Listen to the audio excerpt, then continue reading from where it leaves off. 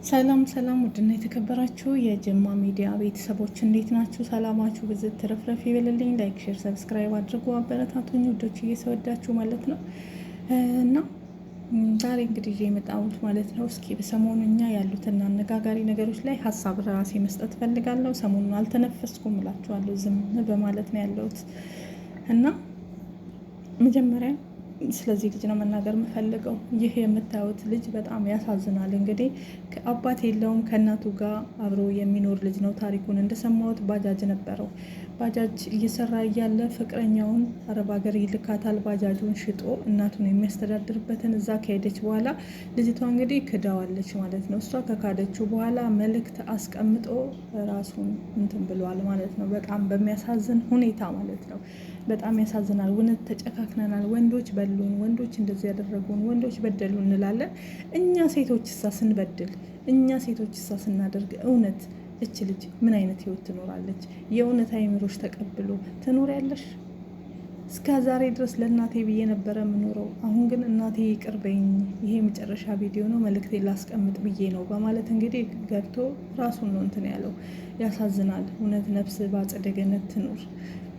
ስንት ጨካኝ ሴቶች አለን፣ ስንት አረመኔ ሴቶች አለን። የእውነት ሩሩ ሴቶች። ብዙ ጊዜ ሴቶች ነን በወንዶች ተበላን፣ በወንዶች እንደዚህ ሆን እያልን እያለቀስን የምንመጣ ወንዶች ቤት ይቁጠራቸዋ። ወንድ ልጅ አያለቅስም፣ ወንድ ልጅ እንደዚህ ብሎ አይናገርም፣ ውርዴት ነው፣ ወንድ ልጅ እንደዚህ ካለ ቅሌት ነው እየተባለ ስንት ወንዶች እያነቡ ያሉ አሉ፣ በሴቶች ማለት ነው። እና እባካችሁ እህቶቼ ከዚህ ነገራችሁ ተቆጠቡ። የወንድ ብር አትብሉ፣ ከወንዶች ገንዘብ አትብሉ፣ የራሳችሁንም አትስጡ። ፍቅር በፍቅር እንጂ በገንዘብ አይሆንም። እች ልጅ አሁን ምን አይነት ህይወት ነው የምትኖረው? የእውነቴ ነው። እስኪ ያስቡት። በዚች ልጅ ቦታ በእሷ ምክንያት ባጃጅ ሽጦ የሰጣትን ልጅ እዚህ ከመጣች በኋላ ከባጃጁም ከእሷም ሳይሆን ላሽ ብላው ስልኳን ልም አድርጋ ከእሷ አልፈልገህም ብላ ጠፍታ ምን አይነት ኑሮ ነው የሚኖረው?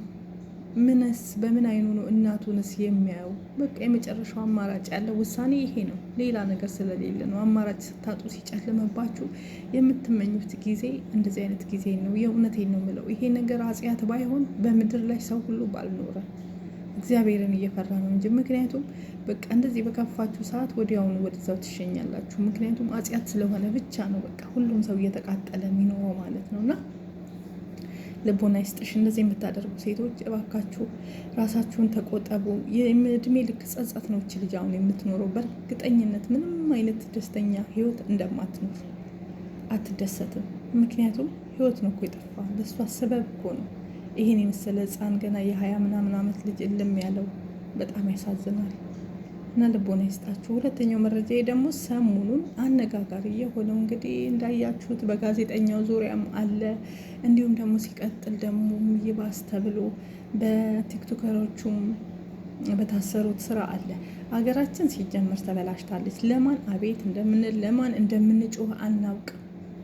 የእውነቴ ነው የምላችሁ። በጣም በጣም ፈጣሪ ዝም እያለው የሆነ ነገር ሊያመጣብን ነው ብዬ ነው ማስበው። እኔ አንዳንዴ ሳስበው ይሄ ዝምታ ለበጎ አይደለም። ሰው እንኳን ዝም ካለ ሲነሳ አገር ነው የሚጨርሰው። ዝምተኛ ሰው ችሎ ማለት ነው። እግዚአብሔርም እንደዚህ ችሎ አንድ ቀን ሰማይና ምድርን ሊገለባበጥብን ነው።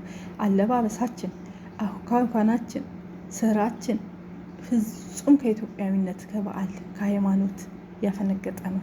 ወንድ የሴት ልብስ እየለበሰ እንዳያችሁት እንግዲህ ቲክቶክ ላይ በነበረው 5 ግለሰቦች ታስረዋሉ። ከዛ ውስጥ አንድ ሴት ናት። ያቺ አንድ ሴት እንግዲህ እርቃኗን ነው የመጣችው። እንዳያችኋት እርቃኗን ለመኝታ እንኳን የማይለበስ ልብስ ለብሳ ነው የመጣች። ይሄ ምንድን ነው? በአደባባይ ቆሻሻ ነገርን ማስፋፋት፣ መጥፎ ነገርን ማስፋፋት ነው ትውልድ እየተደረገ። ለእነዚህ አይነቶቹ ነው ደግሞ ሽልማት እየተሰጠ ያለው፣ ህዝቡ እያበረታታ ያለው። ይቅርታ አድርጉልኝና ይሄን የቲክቶክ አዋርድ ሽልማት ለእነዚህ ለጋጥ ወጦቹ የሸለማቸው ሰው እሱም ራሱ ከእንደዚህ አይነት ተግባር ውስጥ አንዱ ቢሆን ነው ማለት ነው። ይሄን የሚደግፍ ሰው ሁሉ ራሱም እንደዛ ባለጌና ቆሻሻ ስለሆነ ነው። ጨዋ ሰዎች፣ ስነ ምግባር ያላቸው ሰዎች፣ በዓልን ወግን ሃይማኖትን የሚያውቁ ሰዎች ይህን አለባበስ አይደለም ሊሸለሙ ሂደ ቀይረና ብሎ በአደባባይ ማባረር የነበረባቸው ነበረ። አይደለም ሽልማት ማለት ነው። ጅብ ከሄደ ውሻ ጮኸ አሉ።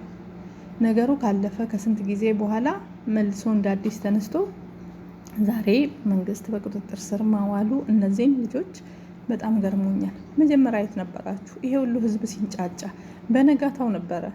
ቪዲዮን ካያችሁ በኋላ ልክ በነጋታው ጠዋት ላይ ነበር ሰብስቦ እነዚህን ልጆች ማስገባት እና ይቅርታ ጠይቀናል፣ ሃይማኖታችን እንደዚህ ነው፣ ኦርቶዶክስ ነን፣ አይፈቅድም፣ እንደዚህ ነው፣ ተሳስተናል ምናምን አጉል ሰለጠን እያላችሁ ሰገጣችሁ።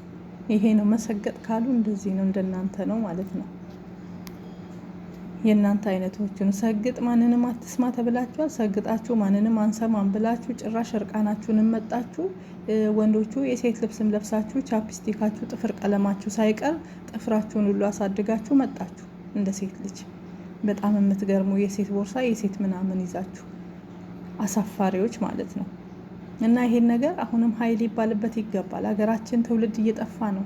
እንደ ቀልድ እየታየን ያለው ግን ይሄ ነገር ቀልድ አይደለም። ትውልድ እየጠፋ ነው። የእውነት ያልወለዱት እንዴት ነው መውለድ የሚችሉ? የወለዱት እንዴት ነው ማሳደግ የሚችሉ? ይሄን መንግስት ተግባራዊ ማድረግ አለበት። ትክክለኛ ቅጣት መቅጣት አለበት። ሲጀመር ኢትዮጵያ ውስጥ ሴቶች የወንድ ልብስና ጋጠ ወጥ ልብስ ለብሰው እንዳይሄዱ መቆም አለበት። በህገ መንግስት መደንገግ አለበት። ወንዶች ደግሞ ቂጣቸውን እያሳዩ ወደታች አውርደው የሚለብሱትን ሱሪ አሁን አይታችኋል። ጎንበስ ሲሉ እንዳለ ቂጣቸው ፓንታቸው ሁሉ ታች ነው እየታየ። ይሄ ምንድን ነው? ምንድን ነው የሚያስመለክተው? አለባበስ የሴት ቀሚስ፣ የሴት ልብስ ታፋዋን ምኗን ቂጧን የሚወጣጥር የሴት ልብሶች እየለበሱ ወንዶች እየታየ ይሄን እንዴት ይታያል? የእውነት በጣም አሳፋሪ ጊዜ ደርሰናል። አስፈሪ ጊዜ ደርሰናል። እና በዚህ በጋዜጠኛውም እንግዲህ አንዳንድ ነገር ሰሞኑን እየተባለ ነው ስለዚህ ጉዳይ እንዳያችሁት። እና ታዲያ ምን ይደረግ? እዛ አይታችኋል። በአደባባይ ሲሸለሙ የነበሩትን ሰዎች አይታችኋል ምን እየተደረገ እንደሆነ። እሱም በዛ ቦታ ላይ ተቀምጦ ምንድን ያለ አዶናይን እወደዋለሁ ምናምን የሚል እኮ ኢንተርቪው ከቴዲ ጋርም አድርጓል። ከብዙ ጋዜጠኞች ጋር ኢንተርቪው ሲደረግለት እኮ ሶፎንያስ ራሱ ምን እንዳለ ሰምታችኋል። አዶናይን እወደዋለሁ፣ በጣም ነው የምወደው፣ በጣም ነው የማደንቀው፣ እሱ ያሸንፍ ምናምን። ሁሉም የራሱን ነገር ይወዳል፣ ወደዳችሁም ጠላችሁ። እና በጣም ሀገራችን እየተበላሸች ነው ያለችው። አንድ መባል አለባት። ትውልድ እየተበላሸ ነው። እንደ ቀላል መያዝ የለበትም። ሁለተኛ ይሄ ጋዜጠኛውና ራሱ እዣዋለው ያስኩት ያለው ፍሬው በጣም ተሳስቷል። ምንድን ነው ፍሬው የተሳሳተው? ፍሬው በትክክል ይሄን ልጅ እውነት ከሆነ ይሄ የዚህ ሰውዬ ማለት ነው እንግዲህ እጅ ከፍንጅ ነው የተያዘ። በቪዲዮም ሲደበደብም እንደ እባብ ሲቀጠቀጥም አይተናል። እንደዛ አይደለም ማድረግ የነበረበት። ፍሬው ትክክለኛ ሰው ብትሆን አንተ እንዲያስከው ወዲያውኑ ማድረግ የነበረብህ ምንድን ነው? ፖሊስ ጋር ደውለ ለፖሊስ እየመጣ ነው ይሄ ሰው እንዲህ አይነት ነው ከሀገራችን ከባህላችን ውጭ ነው ብለህ ፖሊስ አስቆመህ ለፖሊስ ደውለ ጠርተ ፖሊሱ ተደብቆ እየተከታተለ ያንዳንድ እርምጃችሁን ያንተንም የሱንም ስልክ ሰጥተህ ከተያዘ በኋላ ምርመራ ተደርጎ ለህግ መቅረብ ሲኖር፣ አሁን ላይ ግን እሱ ምንድን ያለ ገዳም ነኝ ያለሁት ለማንም መልስ መስጠት አልፈልግም ራሴን ለማከም ገዳም ገብቻለሁ ብሎ በዚህ ነው ፋይሉን የዘጋው ማለት ነው ጋዜጠኛው ሶፎንያስ። ስለዚህ ይሄ ስህተት አለበት። ሁሉም አሁን እየወረዱበት ያሉ ነው፣ እያስፈራሩኝ ነው እያለ ነው ፍሬው ማለት ነው። አዎ ያስፈራሩሃል። ምክንያቱም ኢትዮጵያ ውስጥ እኮ በቃ ተበላሽቷል። እኩል በኩል እኮ እንደዛ ነው ያለው። ወንድ አግብቶ ሴት አግብቶ ነው እየኖረ ያለው። በድብቅ ይሁን እንጂ ጭራሽ አሁንማ አይን አውጥቶ ይኸው ይፋ እየወጡ ነው። በአደባባይ ወጥተው እኔ እንዲህ ነኝ እያሉ ሲናገሩ አይተናል። ብዙ ወንዶች አይደለ ወንድ ለወንድ ሲሳሳሙ ምን ሲሉ የተለያየ ነገሮችን በቲክቶክ ላይ በተለይ ሲለቀቅ እያየን ነው በአይናችን ኢትዮጵያ ውስጥ ማለት ነው። እና ይሄ አዲስ ነገር አይደለም በቃ። ስለዚህ ህግ ማድረግ ያለበት ትክክለኛ ቅጣት፣ እነዚህን ሰዎች መያዝ አለበት፣ ማደን አለበት፣ ትውልድን ማዳን አለበት። ይሄ ሰው ገዳምም ገባ የትም ገባ ከገዳም ተጠርቶ ተይዞ መጠየቅ አለበት። እሱ ብቻ ሳይሆን ይሄኛው ፍሬው ራሱ መጠየቅ አለበት። እንደ ሀቅ ከሆነ ሁሉም መጠየቅ አለባቸው። ፍሬውስ ይሄን ምን አስበህ ነው ይሄንን ወሬ ከሱ ጋር ማውራት? አንድ ወንድ እንደ ወንድ ያወራል እንጂ እንደ ሴት ወንድ ልጅ እንደ ሴት ከወንድ ጋር ማውራት በጣም የሚያስጸይፍ ነገር ነው። እየተደረገ ያለው እየተሰራ ያለው ነገር ሁሉ በጣም ያስጠላል። እያንዳንዳቸው እንግዲህ በቁጥጥር ስር ውለዋሉ። ከዚህ ቅጣታቸው ተምረው እንደ ወንድ ሆነው ከዚህ በኋላ መማሪያ የሆነ ህዝብ የሚማርበትን ቅጣት መሰጠት አለበት ለእያንዳንዱ ማለት ነው። አስተማሪ የሆነ ቅጣት። ሁለተኛ እንደዚህ አይነት ቆሻሻ ነገር ወንዶች እንዳያደርጉ ሴቶችም እንዳያደርጉ እስር ቤት ላሉት ማለት ነው። ለዚህኛውም ገዳም ነኝ እንዳለው ደግሞ ይሄ ነገር ተጣርቶ ሁለቱም ተይዘው የሁለቱም ስልክ ተፈትሾ የተጻጻፉት በገንዘብ ተጣልተው ነው፣ በገንዘብ ተደራድረው ነው፣ እንደዚህ ነው። ብዙ አስተያየት እየተሰጠ ነው። ይሄም ልጅ ራሱ ያው ነው አንድ ናቸው የሚባል ብዙ ትርጉም እየተሰጠው ስላለ ልጁም ራሱን ለማጽዳት የህግ ከለላ ይደረግልኝ እያለ ነው። የህግ ከለላ ይደረግልኝ፣ ጥበቃ ይደረግልኝ፣ እያስፈራሩኝ ነው፣ ብዙ ባለስልጣኖች እያስፈራሩኝ ነው፣ ብዙ ሰዎች እያለ ነው። ይህ ማስፈራራት አይደለም፣ ሌላም ሊደርስብህ ይችላል። ይሄ እኮ ከባድ ነገር እኮ ነው የሰራኸው፣ ስህተት ነው የሰራኸው። ስህተቱ ምንድን ነው? ትክክለኛ ፖሊስ ማምጣት ነበረብህ፣ መምታት አይደለም። እሱ ፖሊስ ደብቀ እጅ ከፍንጅ ለፖሊስ ማስያዝ፣ ከዛ መረጃው አለ፣ ቦይሱ አለህ፣ ሁሉ ነገር አለ፣ ቪዲዮ አለ። ቪዲዮ እያስቀረጽክ ተደብቀ ቪዲዮ እየቀረጽክ ለጓደኞች ስልክ ሰጥተህ እነሱ ቪዲዮ እያደረጉ አንተ ማድረግ ያለብህ ሁሉ ነገር ከሱ ጋር እየተከታተልክ ፖሊስና ቪዲዮ ከጀርባ እየተደበቁ ይከታተሏችኋል። ይሄ ነበር አድርገህ አንተም ነፃ የምትወጣበትን መንገድ። አሁን ግን ለአንተ የሚያሰጋል። ፈጣሪ መልካሙን ነገር ይስጠን። እውነት ትውልድ እየጠፋ ነው። ትውልድን እንታደግ። ሁላችንም በአንድ ድምፅ እግዚኦ እንበል። መንግስት ምላሽ እንዲሰጥ፣ አንድ ነገር ላይ እንዲቆም፣ በጸሎትም በድምፅም እንደዚህ አይነት ነገሮችን ከሀገራችን እንዲወገዱ ሁላችሁም ድምፅ ብትሆኑ ብዬ እላለሁ። ዝም ማለት የለብንም። ትውልድ እየጠፋ ነው፣ እየተበላሸን ነው። እውነቴን ነው የምላችሁ። እውነት ልንነድ ነው መጨረሻ ላይ። በጣም ኢትዮጵያ ላይ የሚደረገው ነገር እግዚኦ የሚያስብል ነው። ከውጭ የበለጠ እኛ ጋር በጣም ጋጠ ወጥ ሆነናል። የበለጠ ውጮቹ እንላለን እንጂ ውጮቹ ይሻላሉ። እኛ ብሰናል። ሚዲያ ላይ ስላልወጣና በህግ ክልክል ነው፣ በባህል ክልክል ነው ስለሚባል እንጂ ቤት ለቤት ያለውን ጉድ ፈጣሪ ይቁጠረው። ምክንያቱም አንድ ከተማረ ሰው ህዝብ ያስተምራል። በቴሌቪዥን የሚታወቅ ታዋቂ ሰው ይሄንን ነገር ካደረገ ሌላው መሀይምማ ምንም እንደ ኃጢአት ላይ ቆጥረው ይችላል፣ እንደ ኖር ላይ ቆጥረው ይችላል። በየገጠሩ ይሄ ነገር ሊስፋፋ ይችላል። ይሄን ማስቆም ደግሞ ያለብን እኛ ሁላችን ከመንግስት ጋር አንድ ሆነን ነው። ፈጣሪ ልቦና ይስጣችሁ፣ ልቦና ይስጠን። እውነት በዚህ ሱስ ውስጥ በዚህ ቆሻሻ ነገር ውስጥ ያላችሁ ፈጣሪ አንሳላችሁ፣ ወደ ራሳችሁ ይመልሳችሁ። መድኃኒዓለም ሌላ ምንም ማለት ስለማንችል ማለት ነው። ሰላማችሁ ይብዛ። ወዳችኋለሁ። በላይክ በሼር ግቡ። ሀሳብ አስተያየታችሁን ስጡ እላለሁ። ለህግ መቅረብ አለባቸው ሁሉም። ጸበል ነኝም ምንድነኝም ላለው ገዳም ነኝም ያለው ገዳም የማንንም ቆሻሻ ሰብሳቢ አይደለችም። ቆሻሻ የምታጸዳ ናት። አዎ ንስሐ እንገባለን፣ ሁላችንም ከኃጢአታችን እንማራለን። ግን እንደዚህ እየቆሸሸን መደበቂያ መሆን አትችልም። ኦርቶዶክስ መደበቂያ አይደለችም፣ የቆሻሻ መደበቂያ አይደለችም ሃይማኖታችን።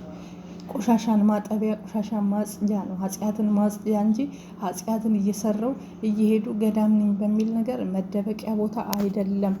ይሄን ደግሞ ሁላችሁም በደንብ አድርጋችሁ ማሰብ አለባችሁ። የምን ገዳም ነው? የት እንዳለ ማን አውቆ ነው ገዳም ነኝ የሚል መልስ መስጠት? ከስራ ሲተባሮ ሲደወልለት ገዳም ነኝ ራሴን ለማከም ገዳም ገብቻለሁ፣ ይሄ መልስ አይሆንም።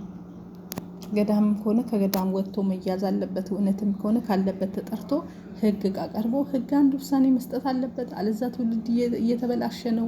ሆይ ተብሎ ሳምንት ተጨብጭቦ የሚቀር ከሆነ ከዚህ በኋላ የሚመጣው ትውልድ ምንድን ነው የሚሆነው? እስኪ እንደሰው አስቡት።